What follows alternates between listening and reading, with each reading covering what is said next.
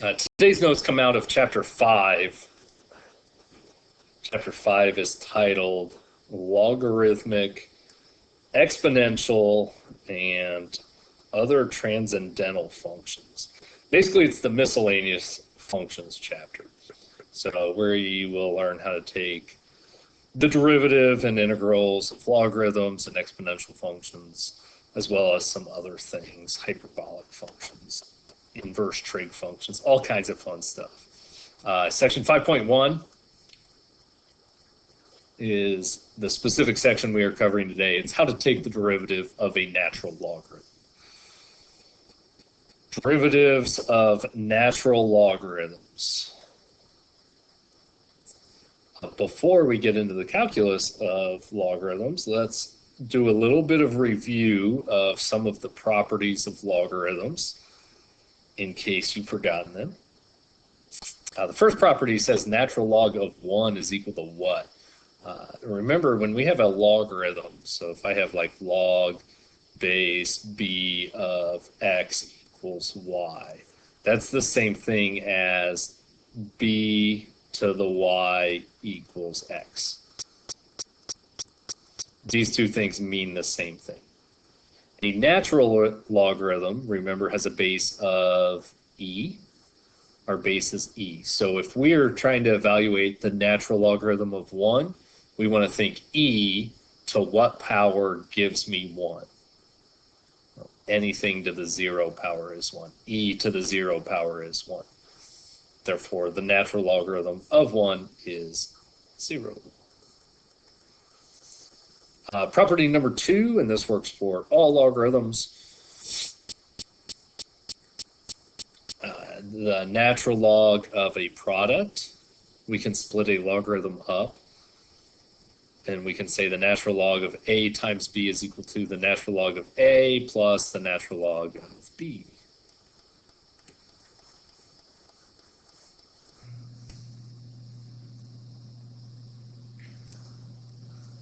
Something similar is true if I have a logarithm of a quotient. Ln of a divided by b is the same as ln of a minus ln of b.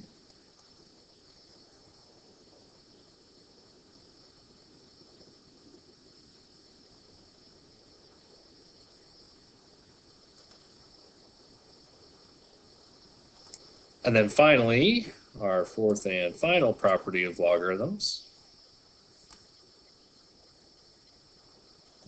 says the natural log of a to the n, that'd be like the natural log of a to the third, which is ln of a times a times a. And then using this property, we could write that as ln of a plus ln of a plus ln of a.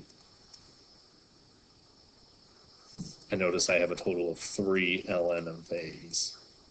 Notice you can take this exponent and just move it out front. If I have a logarithm of something to an exponent, you can take the exponent and the exponent comes out front. So natural log of a to the n is equal to n times the natural logarithm of a.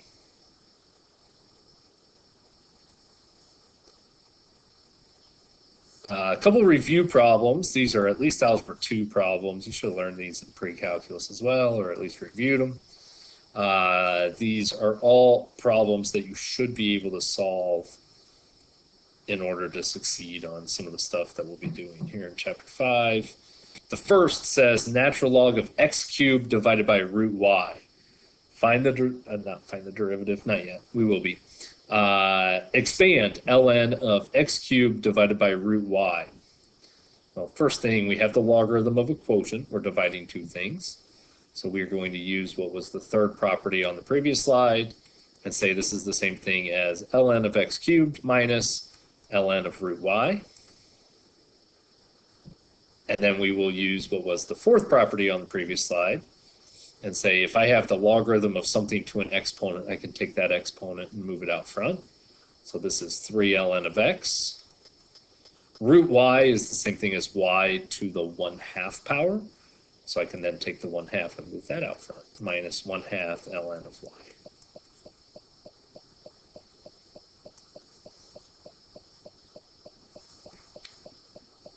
Question number 2 asks us to solve natural log of the quantity x minus 2 cubed plus 5 is equal to 14.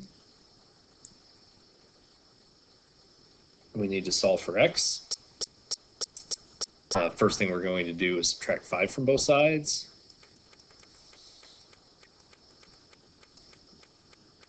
Now we've got options.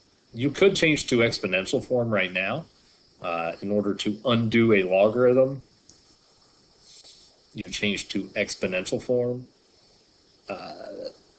We certainly could do that. It would say e to the 9th equals x minus 2 to the 3rd. Another thing we could do is take this 3 and move it out front. So using that property that says the logarithm of something to an exponent is the same as taking the exponent out front and making it a coefficient. And now I can divide both sides by 3. And notice now I don't have a cubic equation in here anymore, which is going to be a little easier. Now we need to change to exponential form.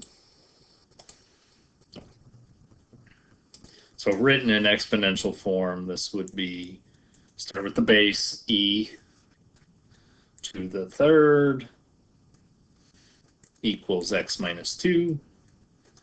And finally, add 2 to both sides.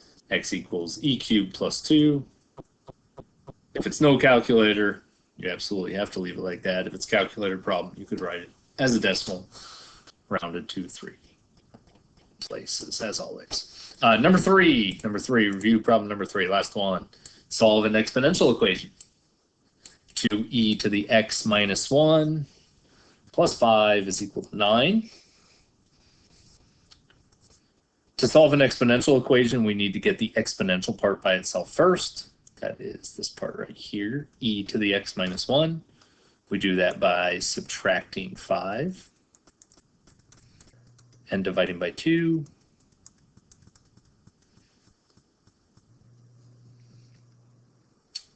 Next thing we can do is take the natural log of both sides.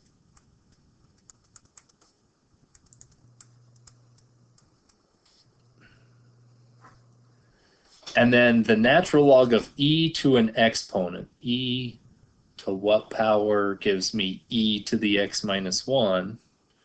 Well, that's just going to be x minus 1. Natural logarithm of e to an exponent is just that exponent. X minus 1 equals ln of 2. So x is equal to 1 plus ln of 2.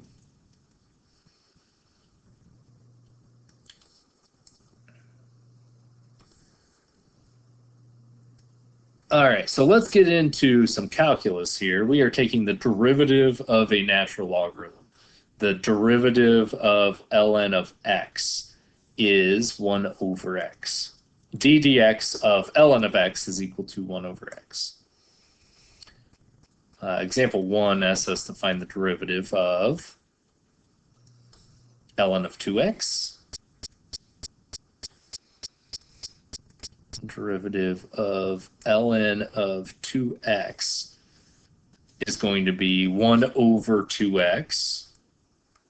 And then the chain rule, just like if this were sine of 2x, we'd say cosine of 2x times the derivative of 2x. Chain rule says we need to take the derivative of that and multiply by that.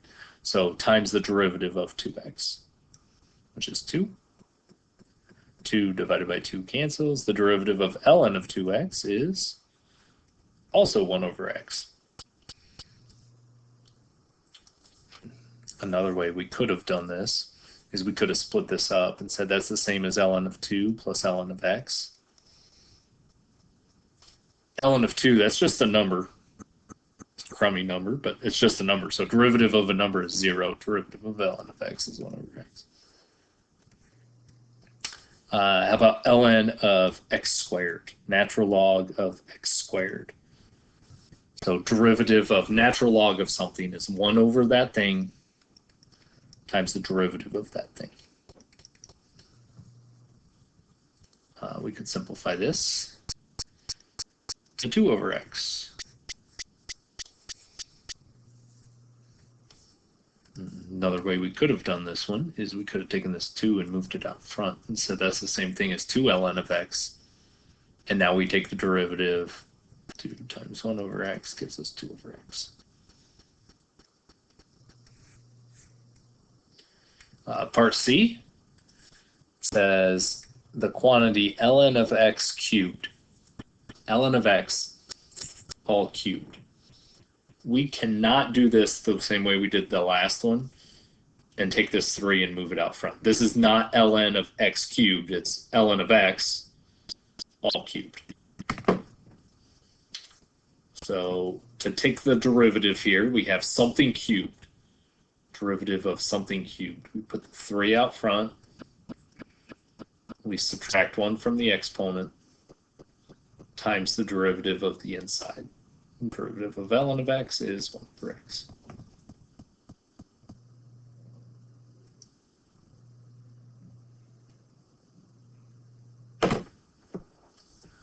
Part D says x ln of x.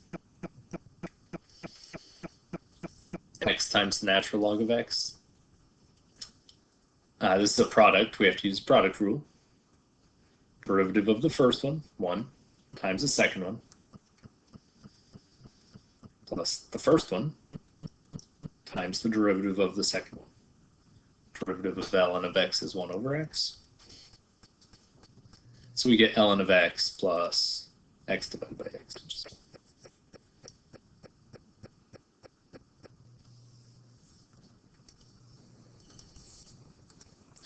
Example 2 asks us to find the derivative of each of these.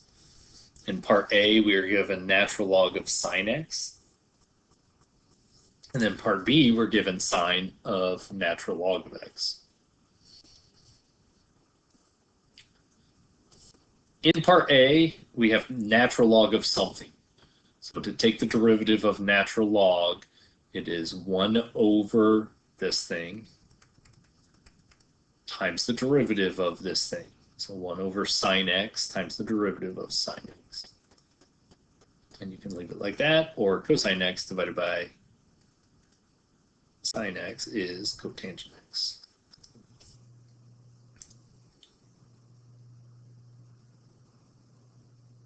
Part B says y equals sine of ln x.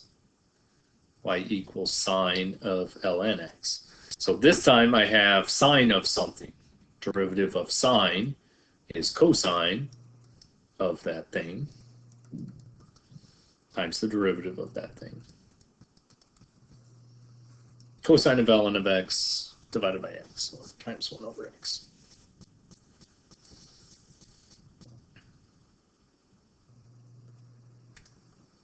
Example 3 asks us to find the derivative of ln of x times the square root of x squared minus 1. I forgot my parentheses there.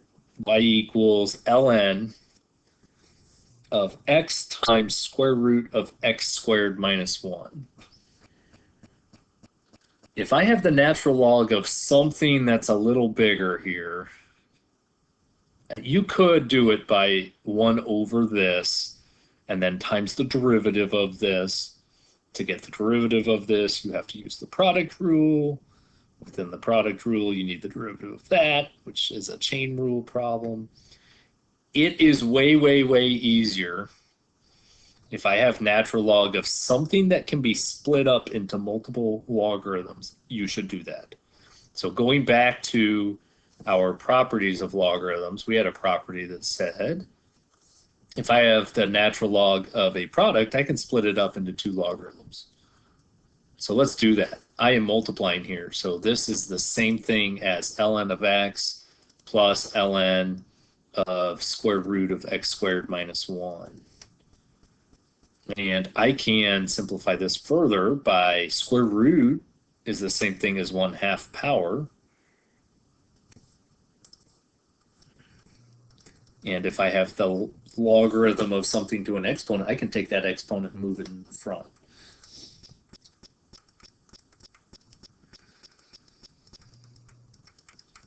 So we have not taken a derivative yet, but we have rewritten it in a form that's going to be way easier to take the derivative. So if y equals ln of x, the derivative is 1 over x. The derivative of natural log of x squared minus 1 is 1 over x squared minus 1 times the derivative of x squared minus 1, which is 2x. 2 divided by 2 cancels. So I get 1 over x plus x over x squared minus 1.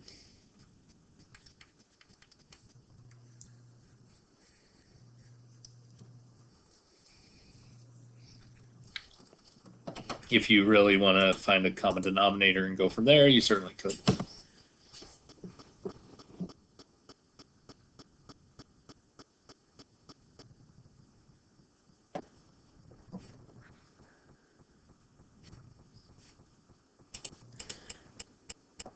This is our last example. It asks us to take the derivative of y equals that disgusting thing. Again, we've got options on how we do it. You could do it like the previous, or where we use the quotient rule, and within the quotient rule we use the product rule and the chain rule and the chain rule here. Or if this had a logarithm in front of it, it would be way easier. So let's take the natural log of this side.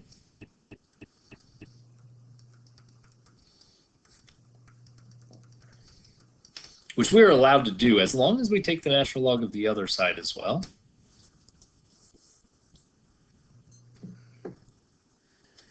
This right side I'm going to rewrite using the properties of logarithms like we just did. This is ln of x squared, and that 2 can move out front, plus ln of the square root of 3x minus 2. Square root is the same as 1/2 power, which can go out front. We're dividing, so we're going to subtract ln of x minus 1 squared, and that 2 goes out front.